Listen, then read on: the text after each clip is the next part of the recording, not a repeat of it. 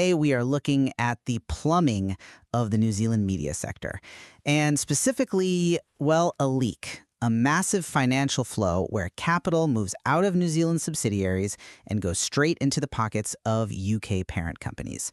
I am taking the position that this is essentially extraction, that multinational super indies are using these structures to minimize their domestic tax footprint while still utilizing taxpayer subsidies.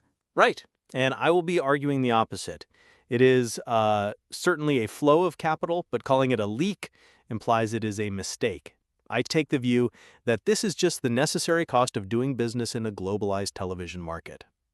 So the central question we're tackling here is whether these intercompany payments for things like management, IP, formats are legitimate operational costs, or if they are sophisticated accounting mechanisms designed to hollow out the New Zealand tax base while still utilizing taxpayer subsidies. Exactly. And my stance is that you get what you pay for.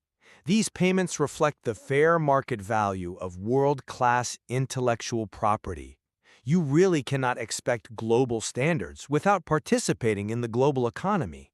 Let us look at the numbers because they illustrate the mechanism perfectly. We have New Zealand entities, specifically South Pacific Pictures, heavily supported by NZ On Air taxpayer funds, yet the profits do not necessarily stay in Auckland. Look at 2013. South Pacific Pictures paid a $4.5 million dividend to its UK parent company. Right. But here is the kicker. Their declared net profit for that year was only $3.02 million. They paid out more to the UK than they actually earned in net profit. How? By loading the books with management fees and consulting charges. These act as deductible expenses. They lower the profit on paper, reducing the tax bill, before that money is shipped off to London. Oh, well, that looks aggressive on a spreadsheet, sure, but you have to look at what they are actually buying. South Pacific Pictures is part of All 3 Media, a global super indie. That isn't just a branding exercise. It gives them access to the literal recipes for massive hits like The Traitors or The Chase. But at what cost to the local economy? I don't dispute that rights cost money. I dispute the ratio.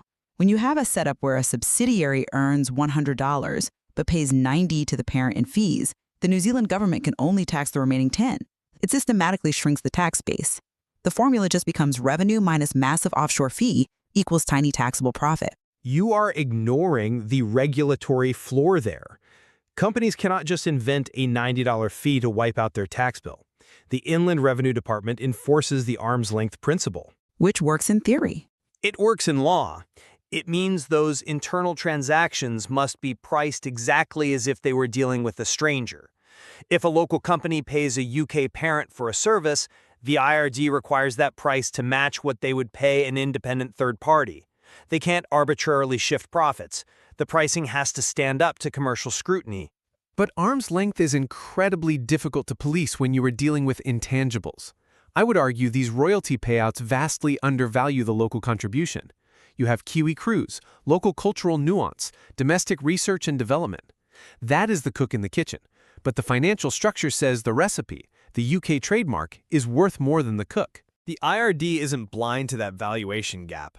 They have a specific cross-check for this, which is the 25% rule. If the royalties paid offshore exceed 25% of the company's earnings, it triggers a high-risk flag. There is an active tripwire to stop companies from attributing all the value to the overseas IP. Even if it stays under the 25% wire, the structural tension remains. We are using New Zealand taxpayer money funds, explicitly meant to stimulate New Zealand culture, to subsidize private entities structured to prioritize offshore liquidity. When that dividend left in 2013, that was capital leaving the ecosystem, not being reinvested in local talent. If you block that flow, you isolate the industry entirely. Regulatory scrutiny is high enough to prevent abuse, but we have to accept that paying for global expertise is the price of admission. If you want a competitive media sector in a small market, you have to pay the rent on the global IP. To wrap this up, my stance is that the current formula systematically disadvantages the domestic economy. It allows revenue to bleed out as deductible fees, leaving the taxpayer to subsidize the operational costs of foreign-owned giants. And I maintain that strict IRD regulations keep the playing field fair. These payments ensure New Zealand audiences actually get access to the global content they demand.